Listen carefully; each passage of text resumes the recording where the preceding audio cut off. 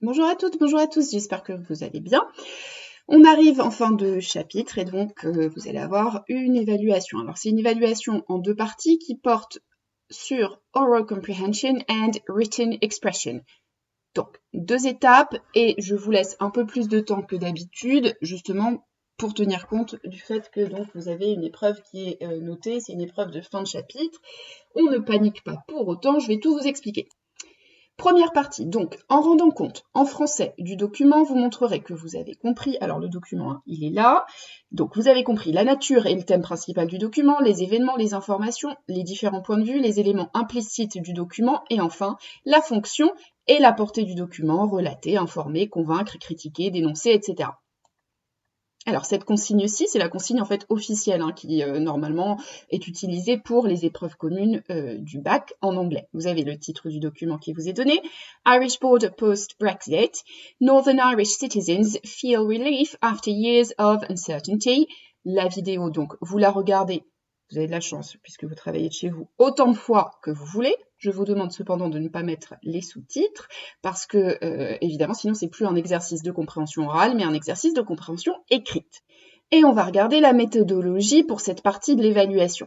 Alors, la première chose, donc comme je vous le disais, n'utilisez pas les sous-titres parce que vous prenez aussi le risque de ne pas être noté pour cette partie de l'évaluation. C'est-à-dire que si je me rends compte qu'il y a des mots vraiment un ou deux mots très très compliqués dans le document qu'il est peu probable que vous ayez compris, je vais me dire, bon bah cette personne, clairement, elle a utilisé les sous-titres, ensuite elle a tout rentré dans Google, ça lui a traduit, elle m'envoie le truc, ce n'est absolument pas ce que je demande. Vous pouvez, comprenez-le bien, vous pouvez avoir une très bonne note sans avoir toutes les informations. Donc relaxez-vous, ne paniquez pas, tout va bien se passer si vous faites comme je vous le demande.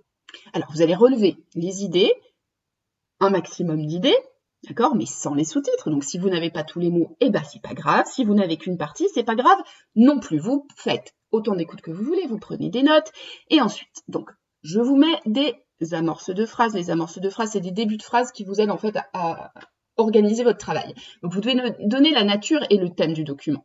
Vous pouvez commencer, et c'est bien vous pouvez, c'est pas vous devez, c'est une suggestion.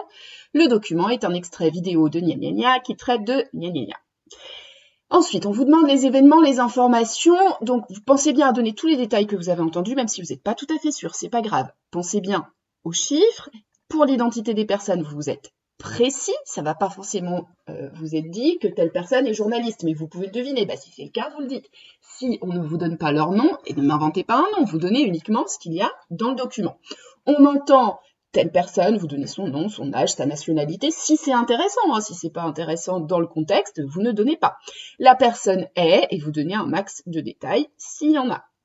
Les différents points de vue. XXX, donc telle personne pense que, et vous expliquez une opinion si elle est présentée dans le document. Si c'est un journaliste, il n'aura pas forcément une opinion, mais il va exprimer plutôt des faits. Vous l'exprimerez donc de la manière la plus appropriée. Et enfin, les éléments implicites du document. L'implicite, c'est les sous-entendus, c'est ce qui n'est pas dit directement dans le document, mais qu'on peut déduire logiquement.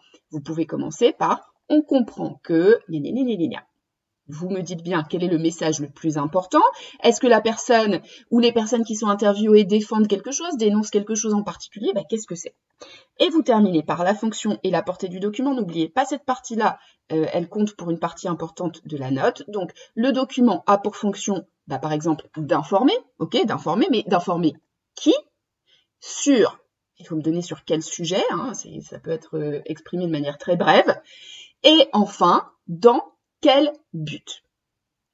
Ça, c'est la première partie de l'évaluation qui compte donc pour moitié de la note, pour 10 points ici, partie compréhension orale. Partie 2 de l'évaluation, expression écrite, la consigne, en utilisant vos connaissances, le document iconographique ci-dessous, c'est ça, on va le regarder dans un instant, ainsi que les documents étudiés dans le chapitre. Je vous rappelle que toutes mes vidéos sont toujours en ligne. S'il y avait une semaine vous n'avez pas suivi, vous pouvez très bien aller regarder les vidéos de correction qui sont disponibles sur YouTube. Vous rédigerez un texte argumenté et structuré en anglais, cette fois-ci, donc question, c'était en français, question 2 en anglais, pour répondre à la question suivante en 200 mots. 200 mots, c'est 200 mots plus ou moins 10%, donc 280 à 220 mots. Is the UK a divided nation? Le document iconographique, donc c'est celui-ci, d'accord? Vous le regarderez en détail, peut-être que vous allez avoir besoin de chercher par exemple ce que veut dire turn out dans un dictionnaire, eh bien, vous le ferez. Je vous donne la méthodologie. Vous rassemblez bien vos idées avant de commencer à écrire. N'écrivez pas en français pour traduire ensuite, sinon vous allez me faire n'importe quoi. Même chose que pour la question 1. Si je sens de près ou de loin que vous avez utilisé Google Traduction, je ne vous note pas. Vous utilisez par exemple, c'est une stratégie, les phrases qui sont écrites dans le cahier comme modèle. D'accord? Il y a plein de documents qu'on a étudiés dans ce chapitre. Il y a des documents que moi je vous ai envoyés de correction.